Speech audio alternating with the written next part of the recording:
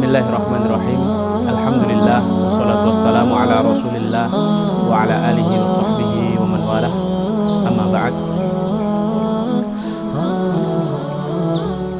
Pemirsa yang dimuliakan Allah Ta'ala, ada sebuah ayat di dalam Al-Quran yang jika kita menghafalkannya lalu kita baca setiap kali kita selesai mengerjakan sholat fardu, maka Allah Subhanahu wa Ta'ala akan menggaransi kita dengan keselamatan di dunia ataupun di akhirat.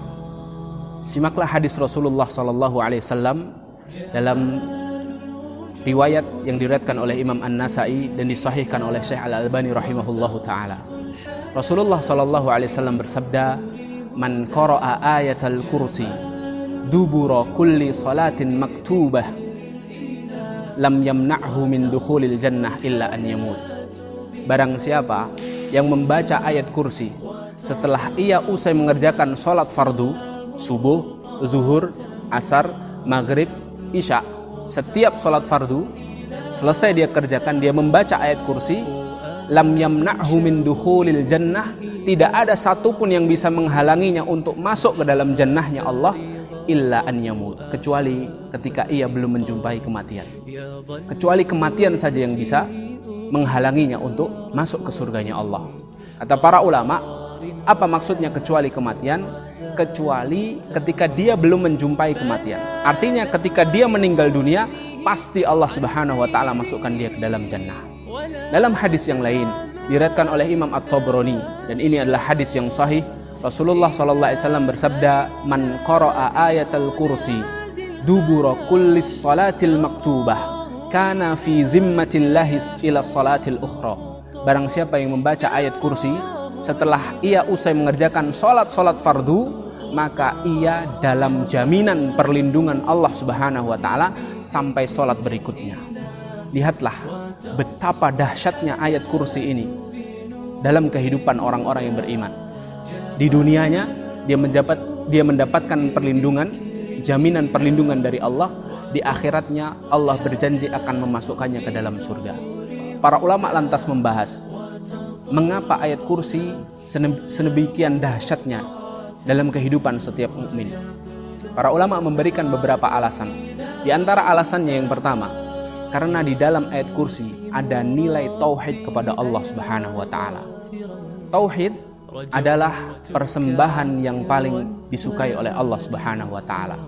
Allah dijadikan satu-satunya untuk yang paling sempurna dan yang paling mulia. Sebaliknya, Allah sangat murka ketika Allah hanya dijadikan salah satu, dan itu menjadi sebab kemurkaan Allah Subhanahu wa Ta'ala. Maka lihatlah Nabi Yunus alaihi salatu wassalam ketika mendapatkan ujian ditelan oleh ikan paus. Apa yang menjadi zikir Nabi Yunus alaihi salatu wassalam? Fanada rabbahu fi dhulumat alla ilaha illa anta. Lihat kalimat pertama, tidak ada sesembahan yang berhak disembah kecuali Engkau ya Allah, subhanaka inni kuntu minadz zalimin. Nabi Yunus alaihi salatu wassalam mengecualikan Allah terlebih dahulu dari sesembahan-sesembahan yang tidak berhak untuk disembah sama sekali. Maka ini sangat dicintai oleh Allah Subhanahu wa Ta'ala. Dan di awal ayat kursi Allah sebutkan Allahu la ilaha illahu. Ada nilai ketauhidan kepada Allah Subhanahu wa Ta'ala. Maka ketika ujian menimpa kita, ketika seluruh sebab-sebab kauni telah ditempuh dan sudah tidak ada lagi yang bisa ditempuh, maka seharusnya kita lebih mendahulukan sebab-sebab syar'i sebelum sebab-sebab kauni. Pencegahan-pencegahan secara syar'i sebelum pencegahan-pencegahan secara medis. Nah, inilah yang pertama.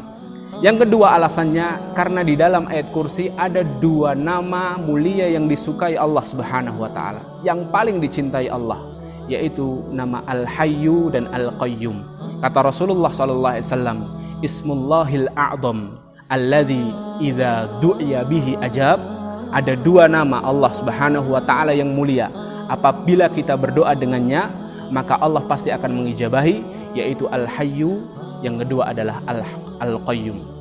Dan sebab yang terakhir, alasan yang terakhir yang disebutkan para ulama, mengapa ayat kursi begitu dahsyatnya, menjadi garansi seorang mukmin di dunia dan di akhirat, karena di setiap kalimat dalam ayat kursi terdapat pujian atas kemuliaan dan kebesaran Allah Subhanahu wa taala. Dari awalnya sampai akhirnya berisi tentang pujian, sedangkan Allah Subhanahu wa taala adalah zat yang paling senang dipuji oleh hamba-hambanya yang beriman. Inilah hadirin dimuliakan Allah, kehebatan ayat kursi. Maka setelah ini coba kita hidupkan sunnah ini, kita hafalkan bagi yang belum hafal, lalu sama-sama kita lantunkan, kita baca setelah kita mengerjakan sholat fardu. Semoga Allah Subhanahu wa taala menjamin perlindungan untuk kita di dunia dan di akhirat, dan semoga Allah Subhanahu wa taala memudahkan kita untuk menghidupkan sunnah yang ringan ini tapi ternyata pahalanya dahsyat di sisi Allah Subhanahu wa taala, dan semoga Allah Subhanahu wa taala memberikan kita keistiqomahan dalam ketaatan-ketaatan. Barakallahu fikum. Assalamualaikum warahmatullahi wabarakatuh. به يصل الله صوف من أتى فتلك سجايا لقلب سليم